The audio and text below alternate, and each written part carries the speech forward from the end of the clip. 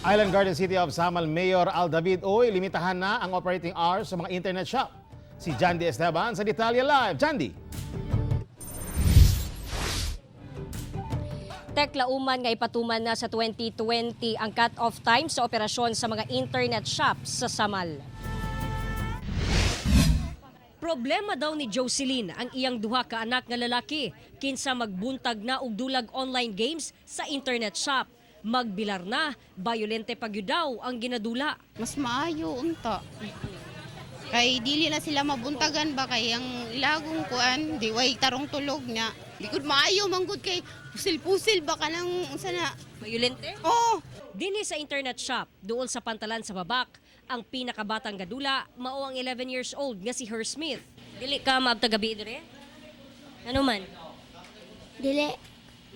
Kay masakwan ko sa akong mama. Human sa kasong paglugos sa 16 anyos nga dalagita sa Barangay Villarica sa Babak, kinsa nagabian sa internet cafe ug tungod daghang batan-o na usab ang di magpatuo sa mga ginikanan, magpatuman na og cut-off time sa operasyon sa maong negosyo.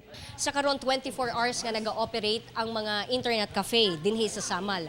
Pero plano ni Mayor Al David Uy nga magmugna og executive order aron limitahan ang operating hours sa tanang internet cafe lakip mga piso net. Plano sa mayor nga kada Domingo hangtod Huwebes, 8 a.m. hangtod 10 p.m. na lang ang operasyon niini, samtang 8 a.m. hangtod alas 12 sa gabi kada Biyernes ug Sabado. Malis na to no ang mga tao nga magalagalaan ng mga orasa. Labi na og walay insaktong tumong unya pa-prevent na to ang dagang krimen. Pero ang mga tag-iya sa mga internet cafe miangal sa maong plano. Siyempre, kami mga trabahante, agad may mga pamilya, so murag mapiktuhan, good me.